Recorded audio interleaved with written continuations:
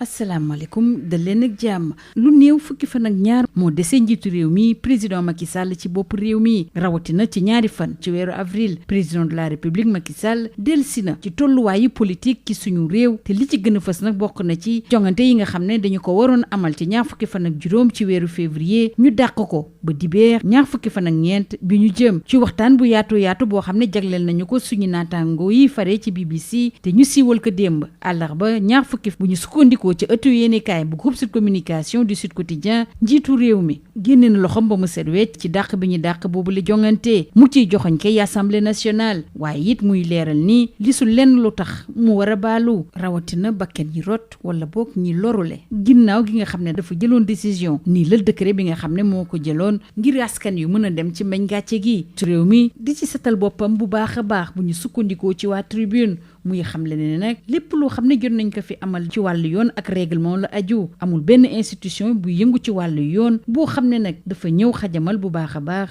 dëggu bi nga xam ne moo lal loolu la yëpp ak président Macky Sall la ñuy desal ndax ci biir réew mi quotidien mi ngi firndeel ne dana jóge ci bopp réew mi bu ñaari fan ci weeru avril jotee ndax fi mu toll nii fukki fan ak ñaar rek moo ko desee ci bopp réew mi njiitu réew mi xam le ni bu ñu weesoo dibeer ñaar fukki fan ak ñeent ci weeru mars bu dee fal nañu ab président bu yees nag dana am chance ngir mu jébbal ko lenge yi bu boobu àpp weesoo nag ci ñaari fan ci weeru avril day dem yoonam dañuy des ak njiitu réew mi muy soññ ñëpp ñi nga xam ne ñooy yëngu ci wàllu longue politique bi ñu fexe ba jongante yi ñuy amal dibeer mu am ci jàmm ak it ci teeyu xel ndax mébétam mooy Sénégal wéy di dund ci jàmm ak ci tekk-tekkaaral bi nga xam ne moom lañ ko xamal ñu jàll nag ci campagne électorale bi nga xam ne ay waxtu rek moo ko desee door ko ak le quotidien muy xamle ni jàppale gi daal fës na lool ci loolu la sax am na ñu faree ci parti démocratique sénégalais ak Rose Wardini yoo xam ne dañoo fësal ne Amadou Ba la ñuy jàppale ci loolu la sax bés bi le jour mi ngi xamal ne Karim Meïssa Wade fi mu toll nii tax na parti démocratique sénégalais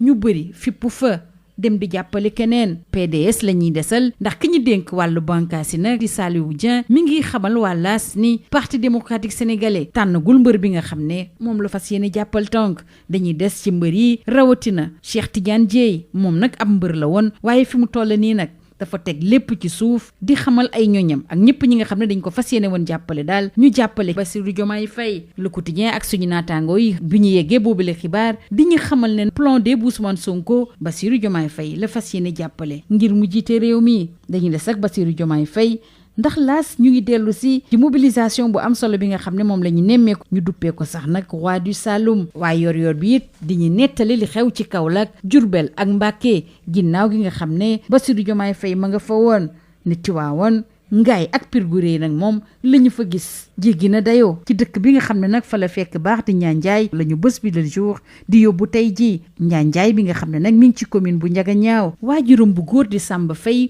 mu nekkoon chef de village yi foofule diirub fanweeri at dimanche ak jàmm danañu xam ndax dana def lu ëpp di waajuram bu góor amoon nekk chef de village yu Njaanjaay ñu fal ko njiitu réew mi walaas di dellu si it ci tertu bu am solo bi nga xam ne moom la ñu tertu Amadou Ba ca Fatick Mbour ak Thiès ci jamono jooju it Le Quotidien ak L'Évidence ñuy xamal ne juróom-ñaar fukki mouvement ak ñett ak ay parti politique ñoo nekk ci gannaaw Khalifa Ababacar Sall ñu des ak mbër yi nga xam ne ñooy xëccoo bopp réew mi door ko ak Mamadou Lamine Diallo moom nag ci Ndar gi diggée na ne bés bu ñu ko falee mu nekk njiitu réew mi dana fexe ba gaal yi di dem ak dikk ci dexub Sénégal ca Ourossogui sëriñ bi moom yégge na waa Matam lim leen fas yéene jagleel bu ñu ko falee mu nekk président ba tey ci biir Sud Quotidien ci Mbour Amadou Ba ba bu bés ba ñiy yëngu ci wàllu secteur privé bi ci wàllu tourisme ak napp bi ñu woteel ko ci Bambey ak Tivaouane nag Diomaye ak Ousmane Sonko ñu ngi soññi askan wi ñu wote ci limbu takku ngir ñu soppi ñi nga xam ne ñooy jiite bopp réew mi professeur Daouda Ndiaye ci Kaffrine ñaawlu bu baax a baax jafe-jafe yi nga xam ne askan yu faree ci biir réew mi moom la ñuy dund Mame Boye Diao moom waa Sud Quotidien di xamle ne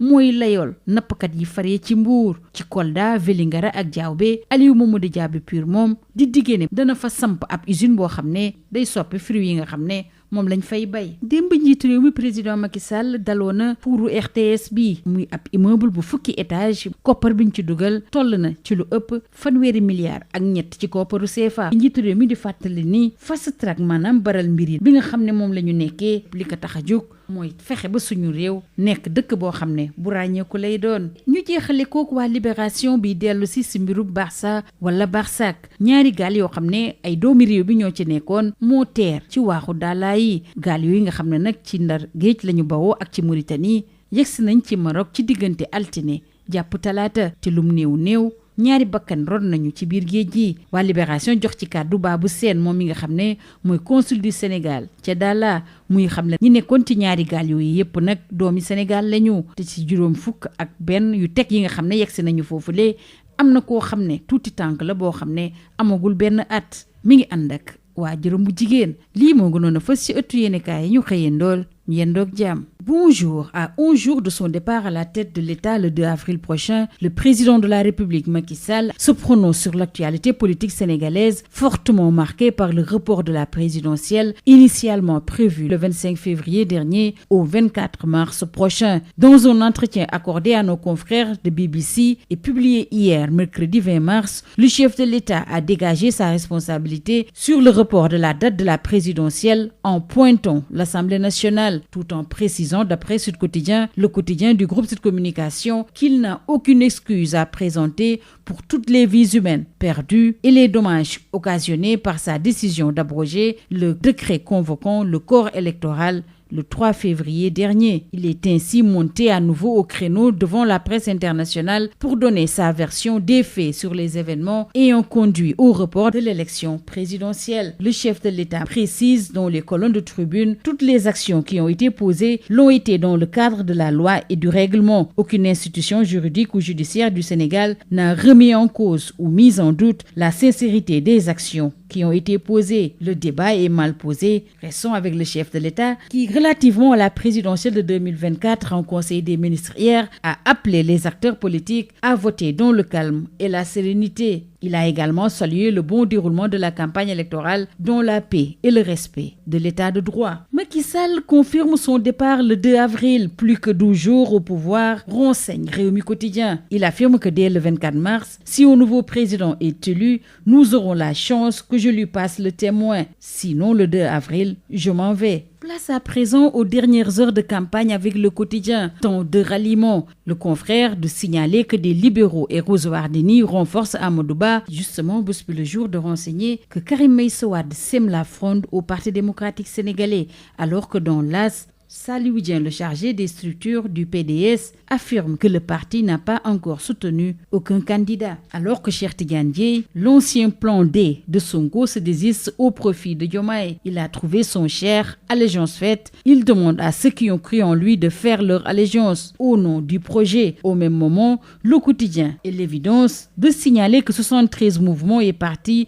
sont debout derrière Khalifa Ababacar Sall. Ce qui pousse l'évidence à écrire, c'est une dernière ligne droite rythmée pour Khalifa. Au même moment, l'AS nous compte le raz-de-marée à l'accueil de Amadou Ba à Fatick, Mbour et Thiès et s'intéresse également à la mobilisation exceptionnelle à Kaolack. Diomaye intronisé roi du Saloum. Restons avec Bassirou Diomaye Faye avec Yor Yor Bi. C'était la déferlante à Kaolack, Diourbel et Mbacké et tout simplement l'apothéose à Tivaouane, Ngaye et Pire Gouray. Restons avec le candidat de la coalition Diomaye Président avec Bouspi le jour qui nous propose un voyage au royaume d'enfance du candidat, notamment à Ndiandiaye, village de Diomaye dans la commune de Ndiaganiao. Son père Samba Faye a été chef de village pendant 30 ans, précise Bouspi le jour. Ce dimanche 24 mars, l'on saura s'il sera plus que le chef de village de Ndiandiaye ou le chef de l'État, ou s'il restera dans la course. Au même moment, à Saint-Louis, Mamadou Lamine Diallo promet la navigabilité du fleuve Sénégal. Toujours dans les colonnes de Sud Quotidien, à Kolda, Vélingara et Diaoubé, Aliou Mamadou Dia promet l'implantation d'une usine de transformation des fruits, alors qu'à Mbour, Mamboy Diao est qualifié